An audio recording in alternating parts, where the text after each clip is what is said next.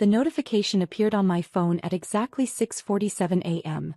Goldman Sachs names youngest partners in firm history. I was reviewing quarterly earnings reports in my home office when the Wall Street Journal alert popped up. My name was third on the list. 3 time zones away in Chicago, my phone started buzzing. Text after text from colleagues, mentors, and industry contacts. But the call I was waiting for came at 7:23 a.m. Michael? It's Rachel. My sister's voice was different than it had been just 48 hours earlier at our family reunion. I just saw the news. I had no idea you were even being considered for partner. I set down my coffee and walked to the window overlooking Central Park. The process is confidential until the announcement.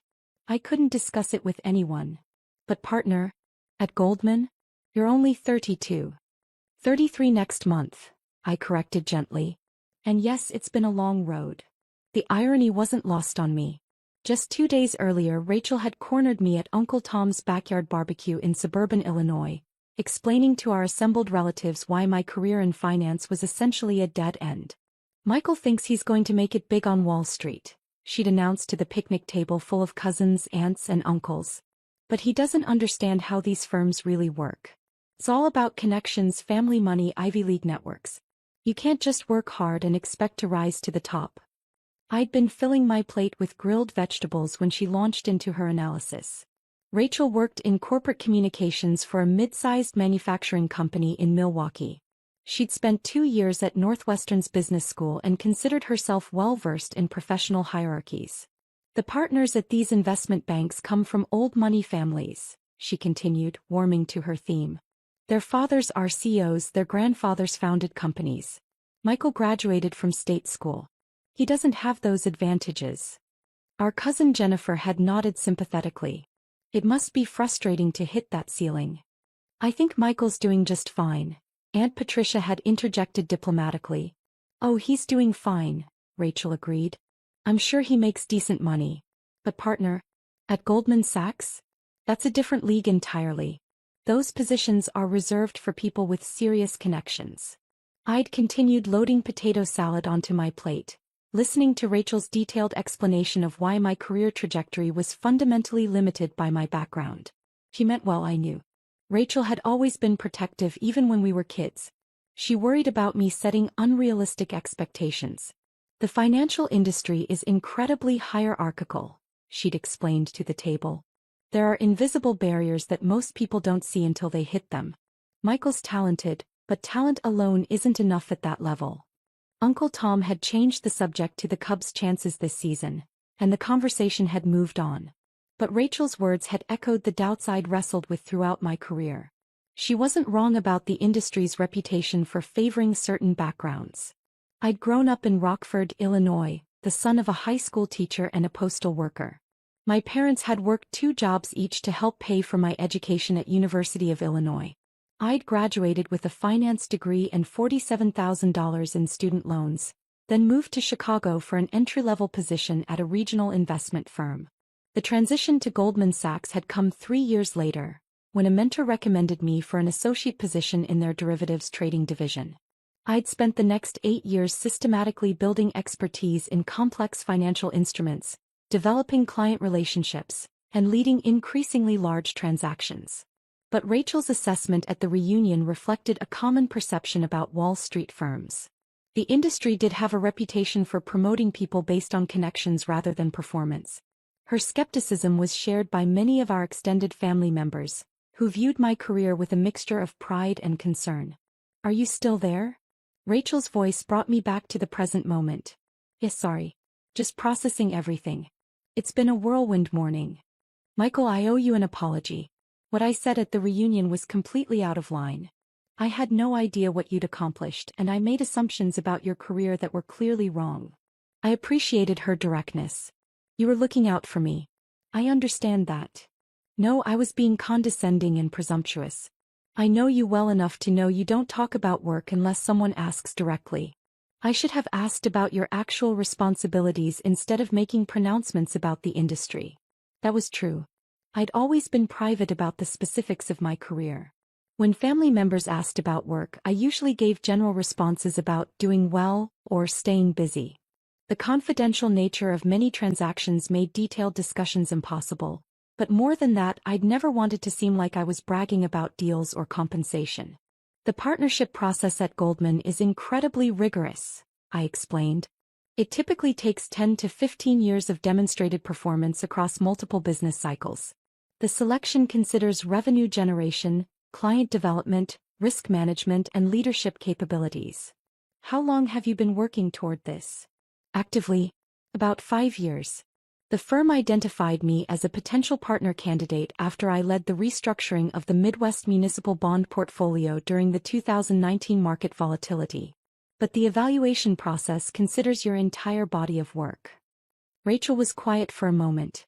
I had no idea you were handling transactions at that level. The municipal bond work involved $2.3 billion in restructured debt across 17 different municipalities. It required coordination between our trading desk, research division, and client advisory teams. The deal protected pension funds for about 400,000 retirees. I hadn't intended to provide such specific details, but Rachel's genuine interest encouraged me to continue. Most of my work involves institutional clients, pension funds, insurance companies, sovereign wealth funds. The transactions are large enough that they can impact entire markets if they're not structured properly. And Goldman just announced you as the youngest partner in firm history? One of the youngest. There are 3 of us in this promotion cycle who are under 35. The firm has been making an effort to promote based on performance rather than tenure. My phone buzzed with another incoming call. The caller ID showed David Chin, my managing director. Rachel, I need to take this call from my boss. Can we continue this conversation later? Of course. Michael, I'm really proud of you. And I'm sorry for underestimating what you've built. I accepted David's call as Rachel hung up. Michael, congratulations. The announcement has generated significant client interest. I need you in the office by 9 for the partner welcome meeting, then we have 3 client calls scheduled to discuss your new role. I'll be there in 45 minutes. Excellent. Also, Reuters is requesting a comment about the promotion. Communications wants to coordinate a brief statement emphasizing your municipal bond expertise. After David hung up, I sat quietly for a few minutes, reflecting on the contrast between Saturday's family reunion and Monday's reality. Rachel's assumptions about my career limitations had been understandable but incomplete. The path to partnership had required not just technical expertise, but also the ability to build trust with clients who managed hundreds of billions in assets. The Goldman Sachs partnership represented recognition from one of the most selective professional organizations in finance. The firm promoted fewer than 2% of its employees to partner level, and the evaluation process involved detailed review by existing partners across multiple divisions. But more than the title or compensation, the partnership meant the opportunity to influence how the firm approached emerging markets and regulatory challenges. My municipal bond expertise had positioned me to help institutional clients navigate increasingly complex credit markets. My phone rang again. This time it was Mom. Michael, honey, your Aunt Patricia just called. She saw the news online. Is it true you made partner at Goldman Sachs? His mom. The announcement went out this morning. Oh my goodness. Your father and I are so proud. We had no idea this was happening. I couldn't discuss it until the firm made the announcement. The process is confidential. Rachel called too. She's feeling terrible about what she said at the reunion. She already apologized. Rachel was trying to protect me from disappointment. I understand her perspective. She said she had no idea you were working on such important projects. Most of my work involves confidential client relationships. I can't discuss specific transactions even with family. Mom was quiet for a moment. We always knew you were doing well, but we didn't realize how well. Your father wants to know if you can explain what a partner does at Goldman Sachs. I smiled. Dad had spent 37 years teaching high school mathematics. His questions about finance were always thoughtful and precise. A partner has equity ownership in the firm and responsibility for major client relationships. I'll be leading the municipal bond advisory practice for the Midwest region. That means working with state and local governments, pension funds, and insurance companies to structure debt financing. That sounds like a lot of responsibility. It is. But it's also an opportunity to help public institutions manage their financial obligations more effectively. Municipal bonds fund schools, hospitals, infrastructure projects. The work has direct impact on communities. That's wonderful, honey. When can you visit and tell us more about it? Mom. I promise. After we hung up, I finished reviewing the morning's market reports and prepared for the day ahead. The Goldman Sachs office was a 40-minute subway ride from my apartment, and I wanted to arrive early for the partner meeting. As I gathered my briefcase and laptop, I thought about Rachel's reaction to the news. Her immediate apology demonstrated genuine character and the ability to reassess her assumptions when presented with new information. That kind of intellectual honesty was rare and valuable. The family reunion conversation had stung at the time, not because Rachel's assessment was malicious, but because it reflected broader misperceptions about meritocracy in finance. The industry did have legitimate issues with diversity and inclusion, but it was also true that performance and expertise could overcome background disadvantages. My path to partnership had required not just technical competence, but also the emotional intelligence to build relationships with clients from vastly different backgrounds. The municipal bond work involved everything from small-town mayors to sovereign wealth fund managers. Success required the ability to translate complex financial concepts into clear recommendations tailored to each client's specific circumstances. The subway ride to Lower Manhattan gave me time to review the day's agenda. Beyond the partner welcome meeting, I had scheduled calls with 3 major institutional clients who wanted to discuss expanded advisory relationships. The partnership announcement had enhanced my credibility with clients who valued the firm's recognition of my expertise. At 8:47 a.m. I walked through the Goldman Sachs lobby for the first time as a partner. The morning routine was familiar: security badge, elevator to the 32nd floor, brief conversations with colleagues. But the context had fundamentally changed. David Chin met me at the elevator bank. Michael, ready for the big leagues? Absolutely. What's the agenda for the partner meeting? Standard welcome presentation, then individual meetings with division heads to discuss your expanded responsibilities. The real work starts tomorrow when you begin managing the institutional client portfolio. The partner welcome meeting included 6 other newly promoted professionals from different divisions. The presentation covered the firm's strategic priorities, partnership responsibilities, and performance expectations. The tone was congratulatory but businesslike. Partnership was an achievement, but also the beginning of greater accountability. During the lunch break, I called Rachel back. "How's your first day as partner?" she asked. "Busy but good. Lots of new responsibilities to learn." "Michael, I've been thinking about our conversation at the reunion.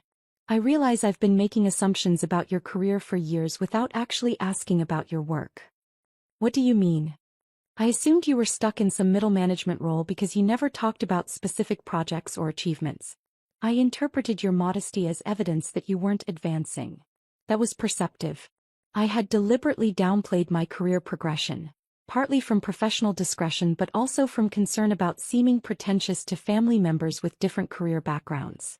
"I probably could have been more open about the work I was doing," I admitted. "No, that's my fault. I should have asked better questions instead of making pronouncements about an industry I don't really understand." "Rachel, you've always been protective of me. I appreciate that, even when your assumptions were off base. I want to understand your work better. Could you explain what municipal bond advisory actually involves?" I appreciated her genuine interest. Municipal bonds are debt securities issued by state and local governments to fund public projects. When a city needs to build a new school or repair infrastructure, they issue bonds to raise the necessary capital. My job is to help them structure those offerings in ways that minimize borrowing costs while meeting investor requirements.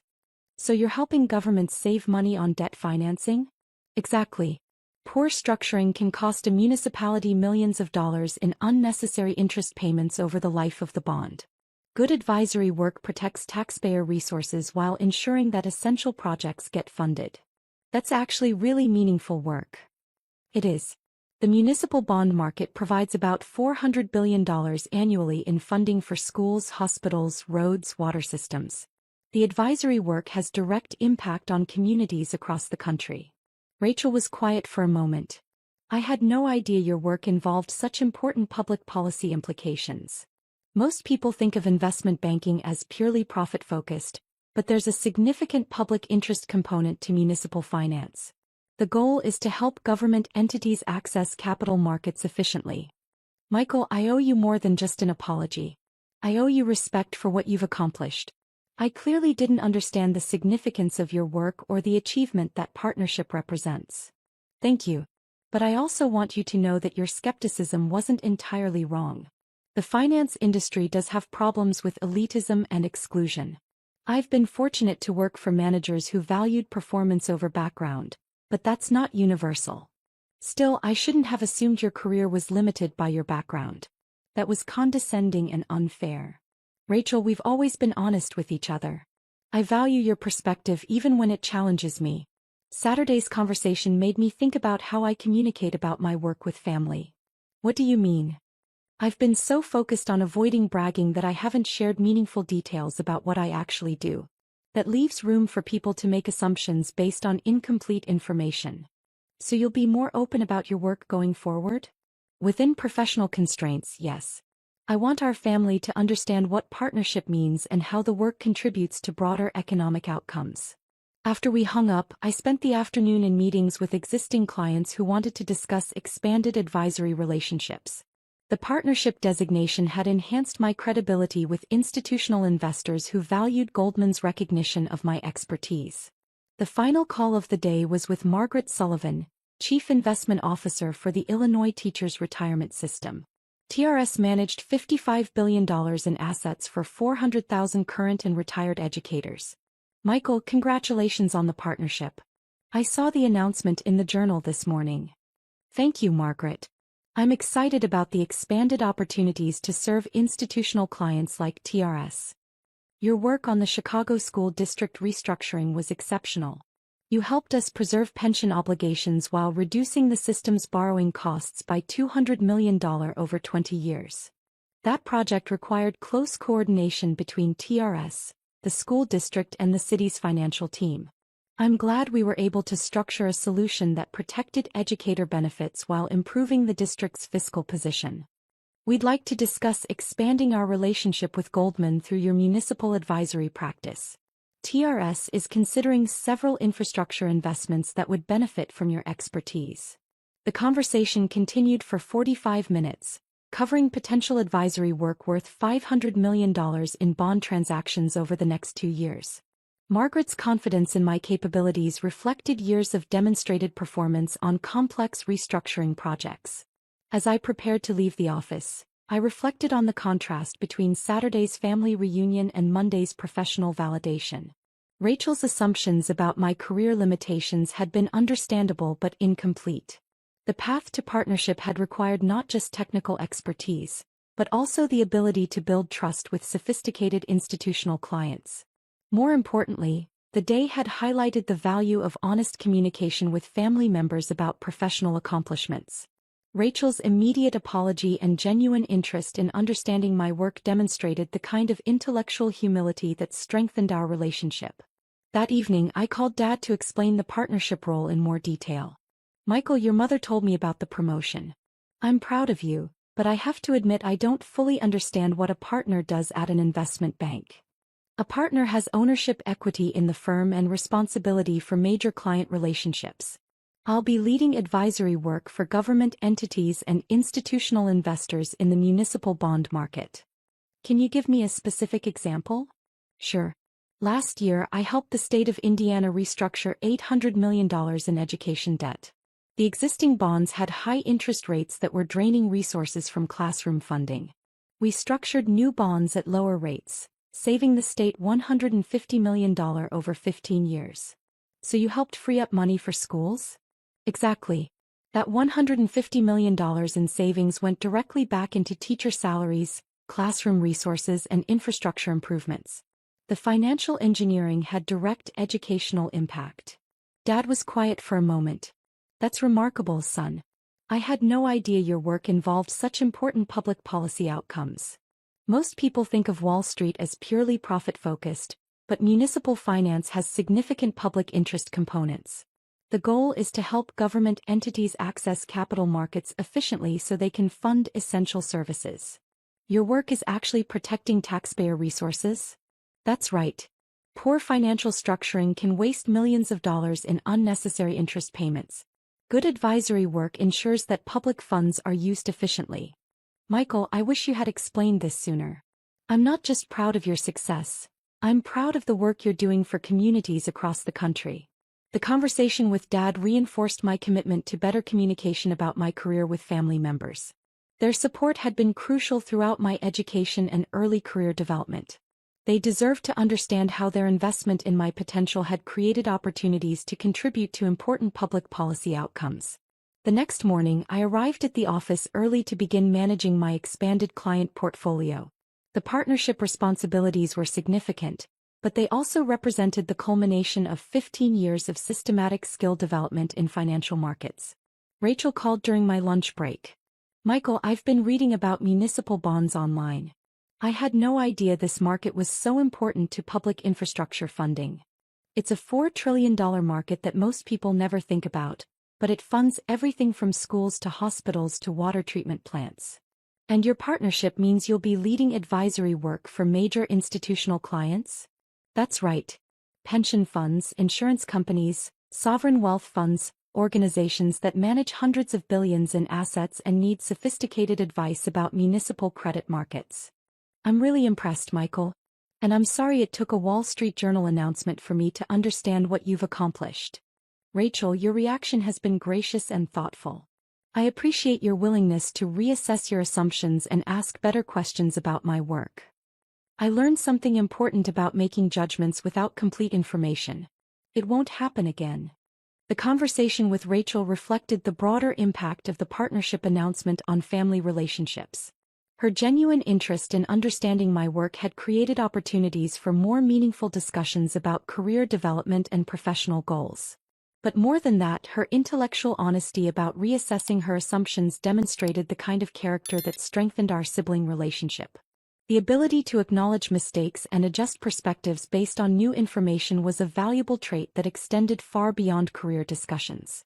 As I prepared for the afternoon's client meetings, I reflected on the unexpected benefits of the partnership announcement.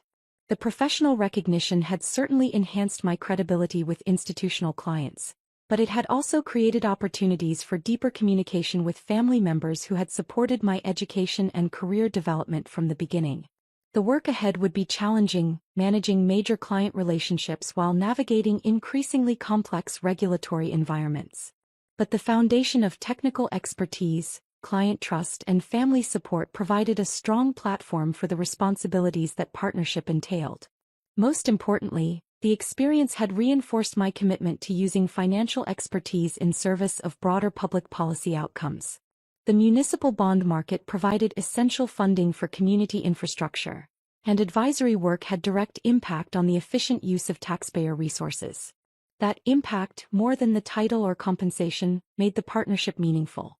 And Rachel's thoughtful response to the announcement had demonstrated that family relationships could deepen through honest communication about professional accomplishments and the values that guided career decisions. The path to partnership had required not just technical competence, but also the emotional intelligence to build relationships with clients, colleagues, and family members based on mutual respect and shared commitment to meaningful outcomes. That foundation would continue to guide the work ahead as I embraced the expanded responsibilities that partnership entailed.